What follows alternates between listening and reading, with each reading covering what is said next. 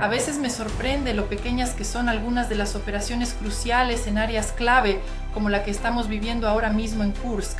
Después de dedicar el último año de mi vida a documentar batallas que involucran decenas, cientos o incluso miles de soldados, ver una operación que cuenta con solo 3 BTR-82 y 28 soldados de asalto rusos parece francamente algo pequeño.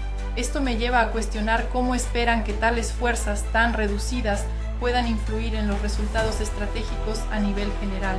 Sin embargo, eso es exactamente lo que Rusia decidió hacer: enviar un pequeño convoy a toda velocidad hacia el famoso cruce de Malia-Logna, en una de las zonas más disputadas de Kursk. Su objetivo era expulsar a las fuerzas ucranianas y recuperar un cruce de caminos esencial.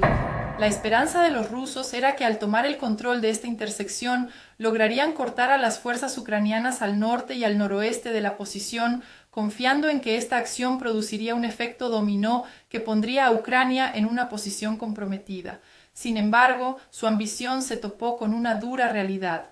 Tras la reciente toma de una pequeña aldea en la intersección de caminos, 2 de los BTR rusos fueron destruidos antes de que pudieran cubrir siquiera los 7 kilómetros que los separaban de su objetivo. Un solo tanque T-64 ucraniano, que había estado esperando en la carretera, logró eliminar el último BTR al esperar a que estuviera en su línea de visión y disparar con precisión. Esta pequeña victoria fue solo el comienzo de una serie de movimientos estratégicos que rápidamente se volvieron en contra de los rusos. A pesar de haber lanzado su ataque desde el pueblo de Selinak, Ucrania aprovechó el momento para contraatacar.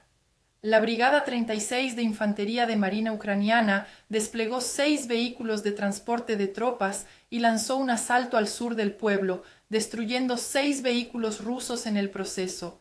Las fuerzas rusas, que estaban preparando otro ataque, fueron alcanzadas por artillería y drones, lo que llevó a muchos soldados a buscar refugio en el bosque cercano para salvarse de los disparos ucranianos. El resultado de esta ofensiva fue la toma de aproximadamente 2 kilómetros de terreno y las fuerzas ucranianas llegaron hasta las afueras del mismo Selinak.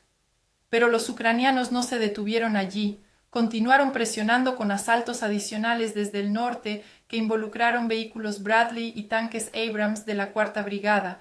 Esto obligó a los rusos a retroceder aún más. Los Bradley, con su potente cañón de 25 milímetros, demostraron ser letales para suprimir la infantería enemiga en las líneas de árboles. Sus proyectiles penetraban profundamente en las trincheras de tierra y madera antes de explotar, eliminando a los soldados rusos sin darles la oportunidad de reaccionar. Por su parte, el tanque M1 Abrams, en lugar de ser utilizado como un ariete blindado, se empleó como un arma de asalto pesado, destruyendo edificios y casas desde donde los rusos intentaban disparar y esconderse. Este enfoque estratégico se debe a que los tanques son más costosos y tienen menos unidades disponibles, lo que los hace vulnerables en la primera línea de combate. Los drones enemigos, al acechar, representan una amenaza significativa para estos vehículos blindados, aumentando el riesgo de su pérdida. A pesar de los avances ucranianos, es fundamental observar la escala de estas operaciones. Aunque pequeñas en comparación con otros conflictos, tienen enormes consecuencias estratégicas dada la capacidad militar de Rusia. Uno esperaría que estas operaciones fueran más grandes y tuvieran mayores probabilidades de éxito. Sin embargo, arriesgan fácilmente a los frágiles BTR-82, conocidos por su débil blindaje, en una carrera desesperada, confiando en que la velocidad sería suficiente para superar la resistencia ucraniana. Un puñado de unidades ucranianas logró deshacer toda la operación rusa y revertir el control del terreno. Este panorama nos lleva a preguntarnos: ¿está Rusia tomando esta guerra lo suficientemente en serio? ¿Cuentan con los recursos adecuados y un enfoque sólido? La realidad es que, a pesar de la desventaja numérica que enfrenta Ucrania, con 4 soldados rusos por cada ucraniano y la llegada inminente de tropas norcoreanas que complicarán aún más la situación, parece que Rusia está enfocada en atacar las fortalezas ucranianas, lo que les está causando un gran daño. Es desconcertante que no hayan aprendido lo suficiente tras 3 años de guerra. Mientras tanto, los ucranianos parecen estar esperando pacientemente el próximo movimiento de los rusos, anticipando maniobras que han llegado a ser casi predecibles. Esta capacidad de reacción rápida y decisiva ha demostrado ser efectiva, permitiendo a Ucrania mantener el control del terreno. Sin embargo, Rusia ha extendido repetidamente su fecha límite para retomar Kursk desde el 7 de octubre, luego al 15 de octubre, después al 30 de octubre y ahora hasta el 28 de febrero de 2025, citando la llegada del frío invierno como razón. En última instancia, la responsabilidad de estos fracasos recae en la incompetencia de la propia Rusia. Con los recursos disponibles, cualquier comandante competente habría concluido esta operación hace tiempo. Sin embargo, el liderazgo ruso ha titubeado, discutido sobre las decisiones y ha permitido que Ucrania refuerce la zona con unidades de élite experimentadas. Estas fuerzas son capaces de burlarse de los oficiales rusos menos preparados y superar sus órdenes erráticas, pudiendo atacar de manera independiente, tendiendo trampas y emboscadas o trabajando en equipos en ataques sobre puntos estratégicos. A pesar de que inicialmente los rusos tenían la ventaja tanto en la escala del ataque desde el oeste como en la elección del lugar, en algún momento perdieron el rumbo.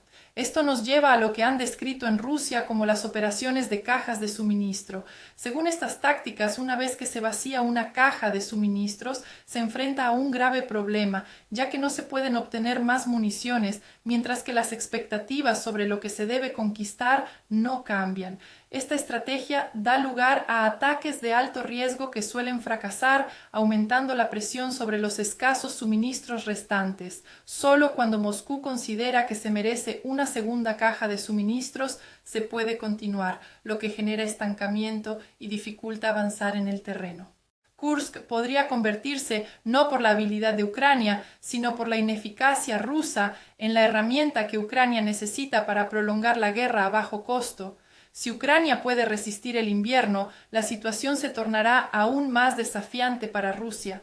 La incapacidad del mando ruso en estos momentos es desconcertante. Tenían la oportunidad de una gran victoria antes del invierno y, sin embargo, parecen haberla desperdiciado. Las tácticas rápidas y defensivas de Ucrania han resultado en retiradas estratégicas, evitando desastres de cerco. Es importante reconocer que Rusia logró recuperar aproximadamente la mitad del terreno perdido, pero sus avances han detenido.